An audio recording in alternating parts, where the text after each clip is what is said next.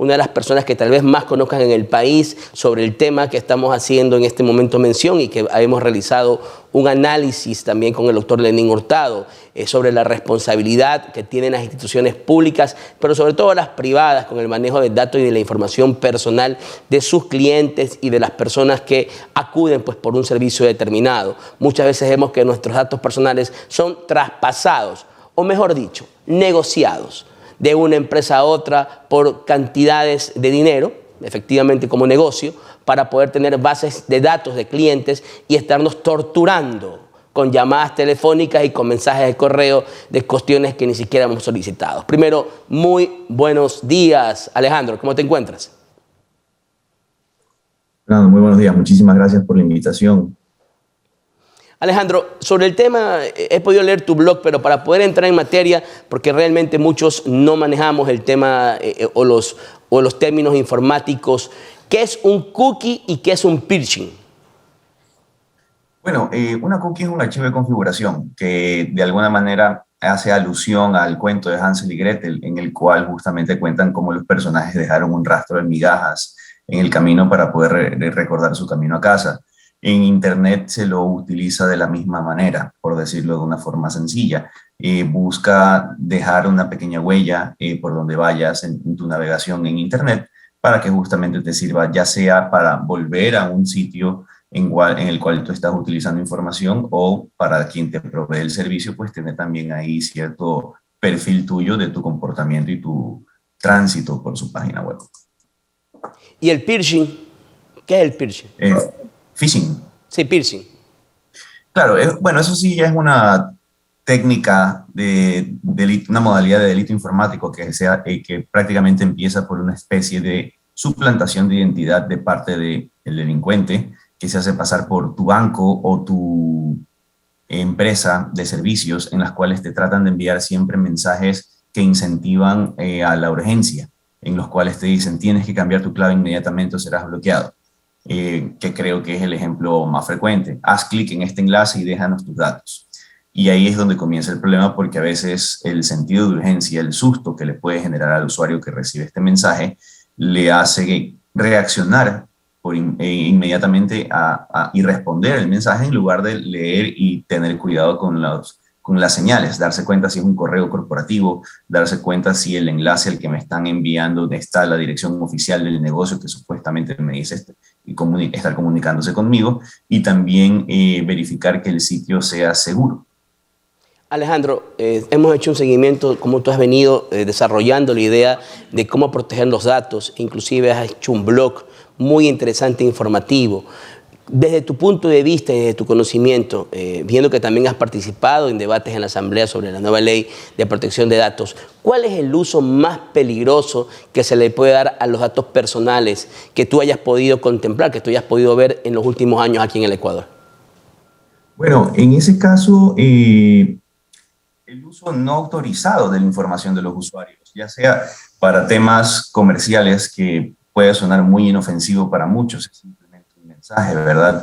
Pero yo creo que el mejor ejemplo es cuando uno recibe correos electrónicos o en casos ya de datos personales como un número de teléfono, recibir llamadas no autorizadas para ofrecerte servicios que no has solicitado. Podría ser un caso muy frecuente que sea molesto. Casos peligrosos, en cambio, son cuando los datos personales que estás utilizando, por ejemplo,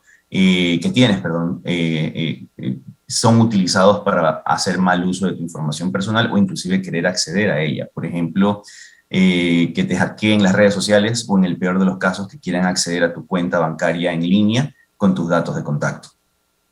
Alejandro, ¿cómo mantener nuestra privacidad?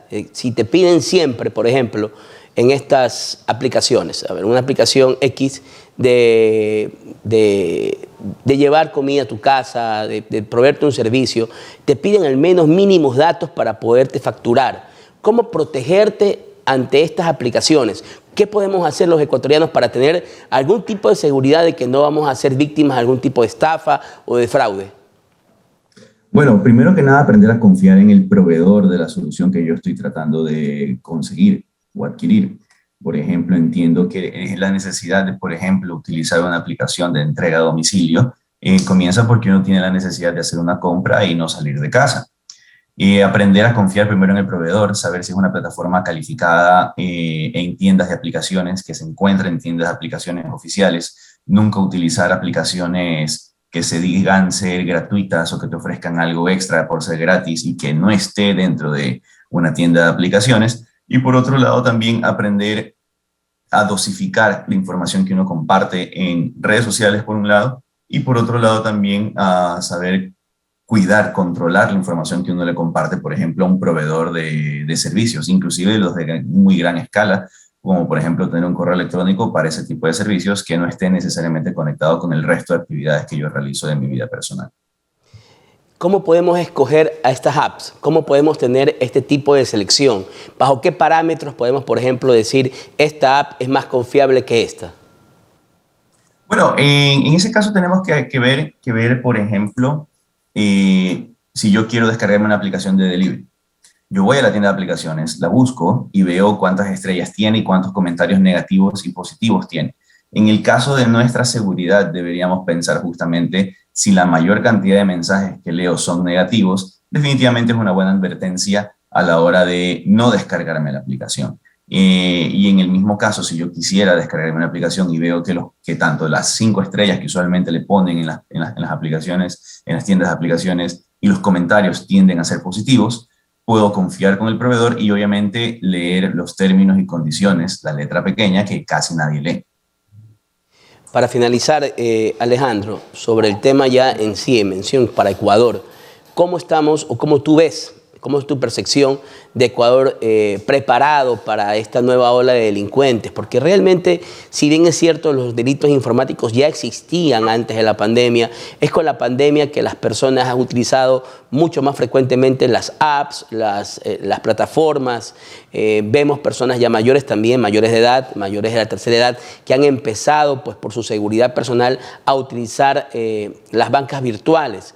¿Cómo tú ves al Ecuador preparado tecnológicamente para poder hacer frente a esta nueva ola de delincuentes? Que si ya no podemos con los que andan a pie y con una pistola en la mano, ¿cómo podremos con los que andan en una computadora a kilómetros, a miles de kilómetros de distancia del territorio nacional? Bueno, ese es un punto muy importante. A veces el delincuente informático ni siquiera está en el país. ¿Qué debemos hacer? Yo pienso que hay dos componentes. Uno, el tecnológico, que tiene que ver también un poco con la educación y el nivel de adopción tecnológica que tengan los usuarios, como el ejemplo que pone es el usuario de una banca digital. Pero por otro lado también está el nivel cultural de los ciudadanos, entender que estar en Internet no es algo fácil o divertido, que es igual de riesgoso como estar en la calle, exactamente como lo pones en tu ejemplo, y que tenemos que desarrollar ciertos conocimientos y ciertos protocolos, por darle una definición un poco más general, que nos permitan a nosotros también saber qué riesgos prevenir en Internet y qué cuidados debemos tener con nuestra información personal, porque al igual que la ciudad, Internet es una gran ciudad en la que tiene sectores seguros y sectores de mayor riesgo, a los cuales mejor no acceder. Y por ejemplo, con eso, el ciudadano debe desarrollar cierto criterio, inclusive no solamente de prevención, sino inclusive también de defensa propia en Internet, para saber que, por ejemplo, la seguridad de una contraseña depende de una combinación de caracteres que existen en herramientas que te ayudan a proteger un poco más tu información personal. Y para mí el criterio más importante, que es para totalmente cero tecnológico, que es saber cuánta información debo exponer de mi vida personal en Internet y en redes sociales, que ahí es donde nosotros nos exponemos más. Y después, por ser parte de un juego o descargarte una aplicación que está de moda sin leer la letra pequeña, nos preguntamos, pero ¿cómo la gente sabe tanto de mí? ¿O cómo llegaron a mí si yo no soy nadie? Y en realidad estás exponiendo en redes sociales toda tu información personal. Muchas gracias, Alejandro, por compartirnos con nosotros tu conocimiento, tu experticia. Has estudiado, te has preparado y sobre todo nos has ayudado con un blog que lo vemos tremendamente interesante y bastante, como una muy buena herramienta para quienes quieran saber primero si se encuentran hackeados en su correo y en sus redes. Muchas gracias, Alejandro, por tu presencia el día de hoy. Gracias a ustedes por la invitación nuevamente. Un gusto. Bueno, dejamos también el blog de Alejandro, que es muy importante tenerlo para poderlo revisar, es qué está pasando con tus datos. es un blog muy, muy valioso en caso de uno querer información y también saber si se encuentran con sus redes hackeadas o hay algún tipo de intromisión de terceras personas en las redes sociales, en los correos de las personas que buscan el servicio. El día de hoy hemos querido dar desde la óptica de los profesionales, tanto del derecho como de la ingeniería en sistemas, en informática, dos visiones distintas sobre un mismo problema.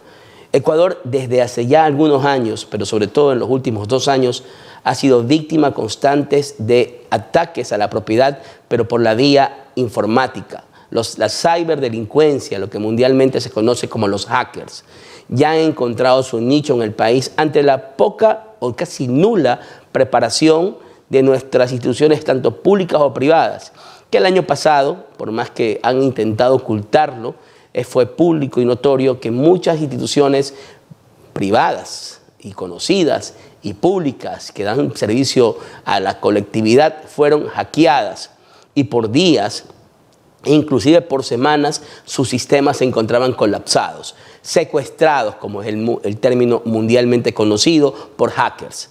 Esto se viene, ya existen casos, pero van a venir muchos más. Y Ecuador tiene que estar preparado, porque la información que cada vez se suben a las redes sociales por parte de personas que también precautelando su salud e integridad física, porque prefieren hacer las transacciones desde su hogar, desde la comodidad y seguridad de su hogar, en su teléfono, en su móvil, en su computadora, pues se ve también coartada, se ve también limitada por este nuevo tipo de delincuencia. O nos asaltan saliendo de los bancos y nos matan por robarse 500, $1000, o nos roban también haciéndonos fraude electrónico por nuestras computadoras, por nuestros teléfonos celulares. Es realmente un problema lo que vivimos, no tan solo en el Ecuador, porque también tenemos que ser en este punto objetivos. Es un tema mundial. El delito informático hoy en día mueve más millones en el mundo que el narcotráfico. Estos son números reales al día de hoy. Y también el 50% de los delitos a la propiedad en el mundo ya no son únicamente los de pistola en mano y asaltemos un banco. El 50% son delitos informáticos. También queda en nosotros tomar las precauciones debidas. Aquellos correos sospechosos donde nos ofrecen servicios, créditos, préstamos privilegiados, viajes inclusive. Hemos ganado un sorteo que ni siquiera hemos participado. Mándenos sus números de cuenta, su teléfono, su número de celular, mándenos su número de cédula. No caigamos en la trampa, porque esto es dar paso a un asalto a nuestros datos privados que va a dar paso a que nos asalten en nuestras cuentas y en lo que realmente nos importa, que es atesorar también nuestra propiedad. Con eso, el día de hoy, damos por terminado el programa, agradeciendo su audiencia, esperando que el día de mañana podamos contar con la misma. Muchas gracias.